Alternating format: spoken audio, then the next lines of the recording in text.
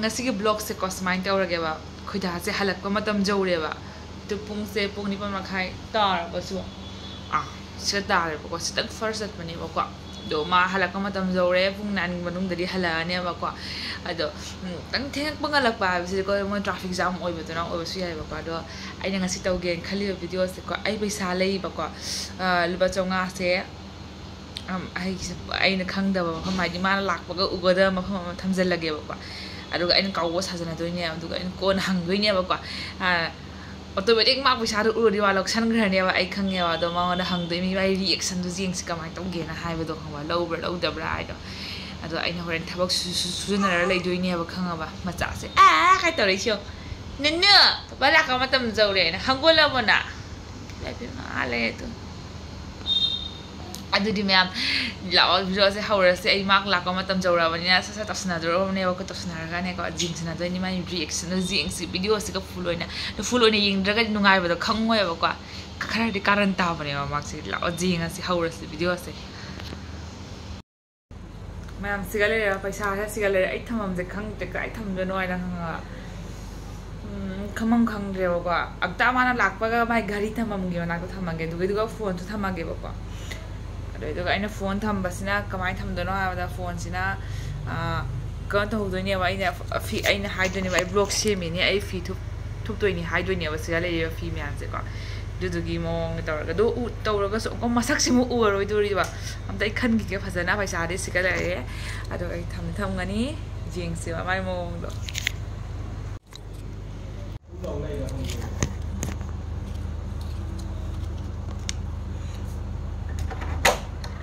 ngang sama mudah mindu. Sarana, sarana lagi lagi. Kau, sarana lagi.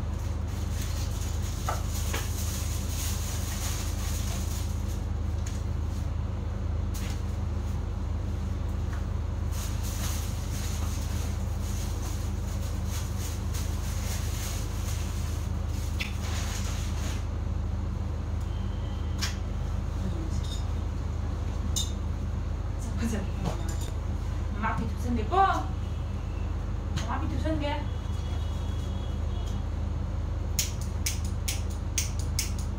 Tu tu ni dah pun tu tak tahu. Tak tahu betul betul betul. Kau, noi mana nak selai mana? Kau, Apa berapa? kata tutup macam ni, dengan tutup orang ni.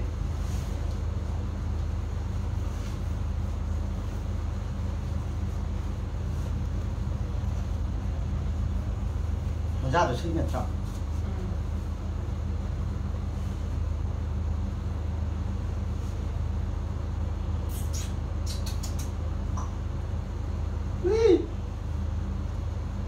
Cô bé.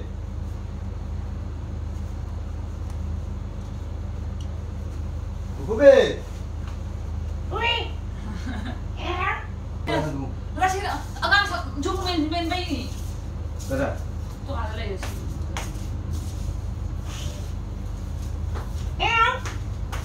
Em mà không được bật lên rồi.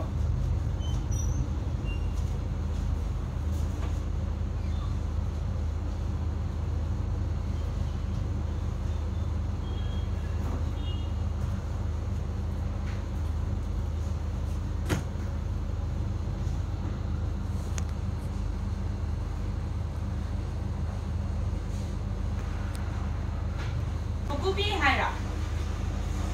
Kopi meow hay rồi bây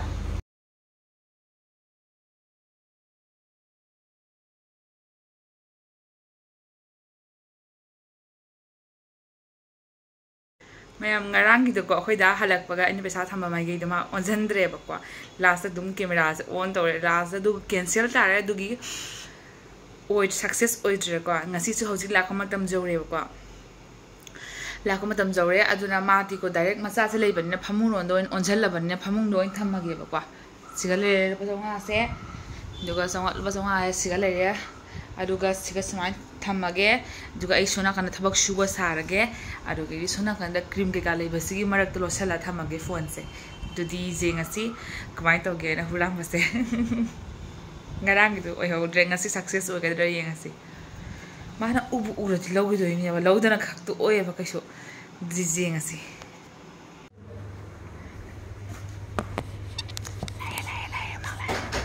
ha la la ini ai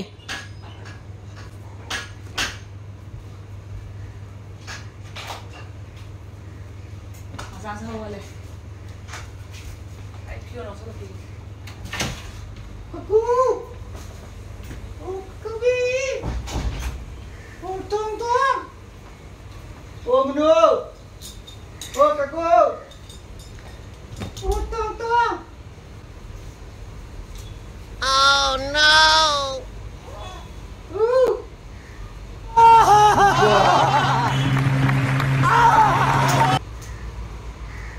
Cây. Bapak.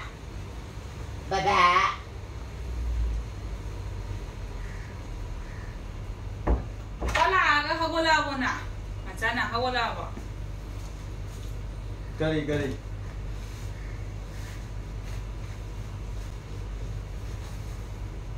hawala bon nuna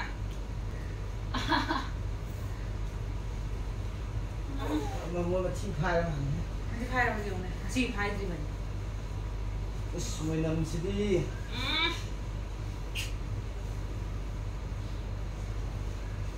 Maangai ni kata lang kat order to. hangani ai pharmacy da haira moira na haidi adum tangi order tawraga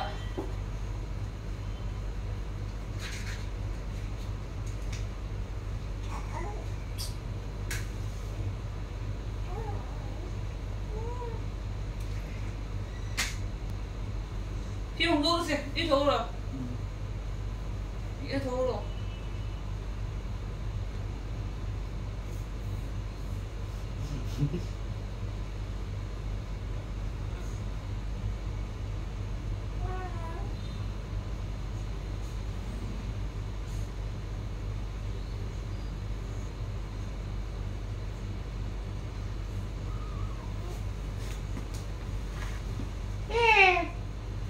ป้านี่หนู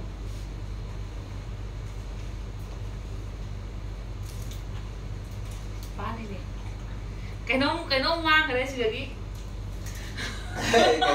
cái nông không mang cái đấy sửa đi cái giống răng nó mang không vào cái giống răng nó mang không vào papa lối xe này nè papa nó đâu phải mà sao nè tra Cái nó mang này. cái nông không mang cái đấy sửa đi chị lúc đó xong mà tụi mang cái đấy sửa đi Dùng được thả cả đấy luôn. gì này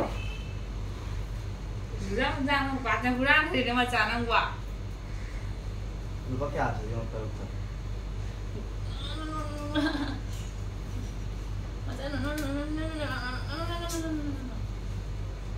quả mà chắc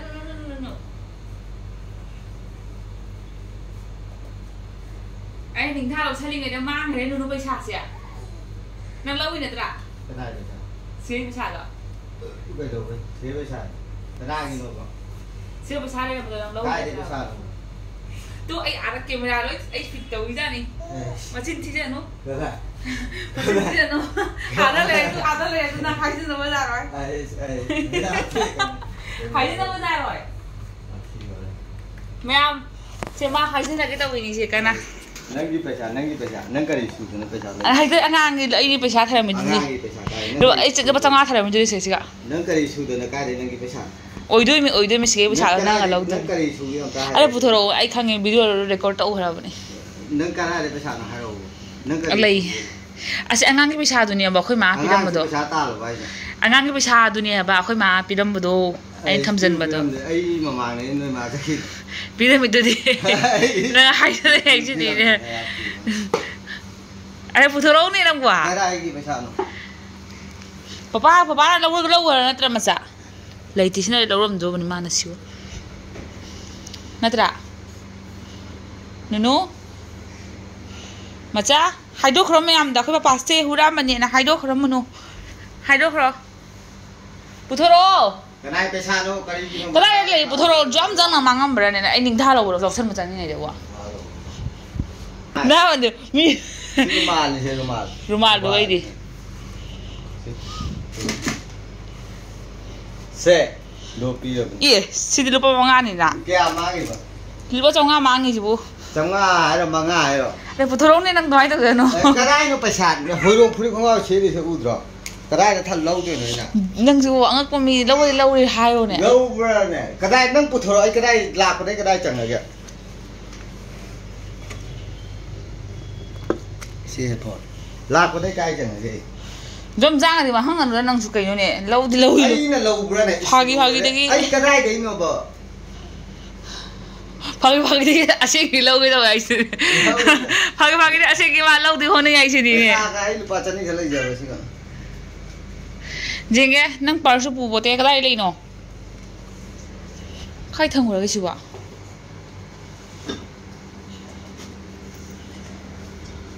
Ai chỉ thara mình đi. Hey, ai khang ai har video jeng dai mi, loi khang dai. Khai tham. Mẹ ai video jeng ko video jeng ma tung da ma ma kha hab selo mi bai cha do khang ba. Chong do, chi jeng.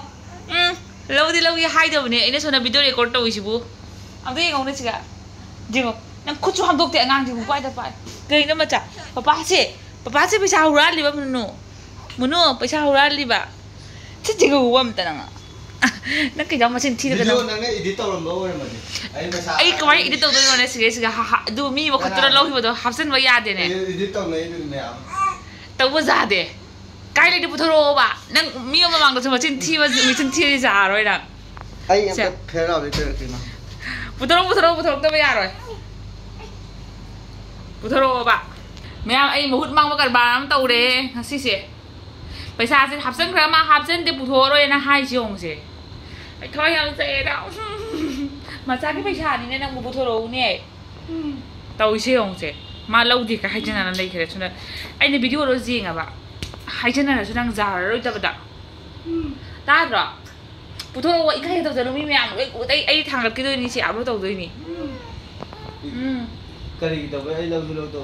Ai đi upload tàu đôi mình năng cái đó tàu giờ nó năng lấy u đi mới đuổi được à? Năng cái đó để phải sàn năng cái số rồi. Ai rồi gì số rồi phải sàn đó? Năng hai chân này là số già rồi bà. Anh mi phải mua lấy u đôi mình. Năng Huranba ôn lên năng già rồi nè. Puthoro cái đó lâu số không Puthoro cái IP kia bà. IP kia bà. Mà lâu rồi cái đó để pi đi nữa. Ai à Puthoro ai xuống ai à để cái máy đó nó xíu à. Jeng oi ta bro puthoro bai sa do nang ba lâu de ba kari no ne oi bai sa puthoro ba ki so ki dri ina kai no video lo sai te nang hura mo de loi u khare video se da do nang lau di hai ba su ya ro ba ya pu video to ru am puthoro ba photo ka ba ya pu video to Mahut mo kar ba tong na ro si dia ba video to ru bro me nu sia puthoro ga nu sia di kan anh có kêu anh nó nè Munu 맞아 cái làm tàu chả nó xuống mà tàu chả cái tàu đó 미신 기도 따로 tàu chỉ tao chả 아니 나는 tàu rồi chào rồi cái nào giờ 두두 tàu 그런 등 already 가나 돼 오 아 xong phải thấu này cái này Nunu 비탁다는 하우지 히피니 밤 모아미 마 하이세 온다 pot phai ra mani phai ba loi ko phajana papa se ba cha lau ra ne mano pirau hai ja de ba hura laga khanga ba are puthoro ba nang ai chona ana prank to brai bu nang nong khatana ka no paisa lau asin ke lau ai to e henjal le na Mahut ma kar ba to na roi si dia ba jeng mama jeng ke phai ben ke phai de na phai go tang phai go angang su put phai de ba lotion ga si ba video se nang tamai tau no ba video tau le bro na hura le thang aseng ki hura ke na hura de nang puthoro ai ba su ya de hai ba ai lau ra ga ne ji are ba sa ro putho mi to viewer sing ut khra ge ba nang ai lau ra ga ne nang angang ke paisa ne ba nang lo su ya roi ba do ai lau ra ga ni na angang ke paisa ne lo ba ja roi ga lau de kya phasri no ma za se ode pot phai de ba hoji kha ma mayam ma sangi ba kwa mama mi chang ang sang hai se sango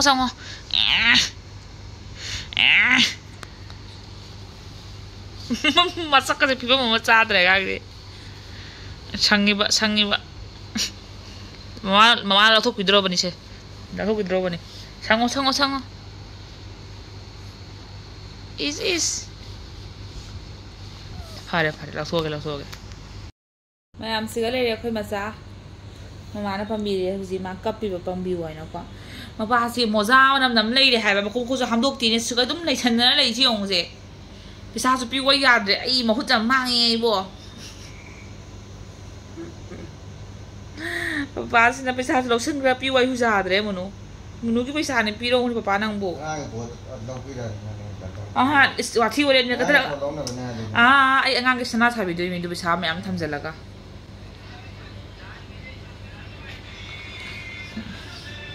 Cái đầu giờ nó video và nó cay thầm mình và video ấy sụp ra thì cái sai ấy tặng đây mình đi làm đừng có là ui đấy tôi cho anh nó chụp video đâu gì kìa bà thôi em dậy số pi rồi hả bây giờ thì nó sai tặng đây mình video ấy nè nó ra nó trả con nó hai rồi mẹ next vlog ta muk unar si papa si am na phatte mamai pisa lotion raga piwai suja dre mama na prank to ge to raga ma na ong khatana lotion raga piwai suja dre ma jana dra dudi next vlog ta muk unar si ma'am bye bye ma'am khangdi khangau ro sem Mahut ai Mahut mang e video number wa sen ki pisa lo gre ai ba oda piro ba nang simi pro mo su ui tu piro ai ba ai phải làm gì thế này ai lâu rồi mày lâu rồi mày mà cái thằng mình nó không đi ai chỉ vào chỗ phòng rồi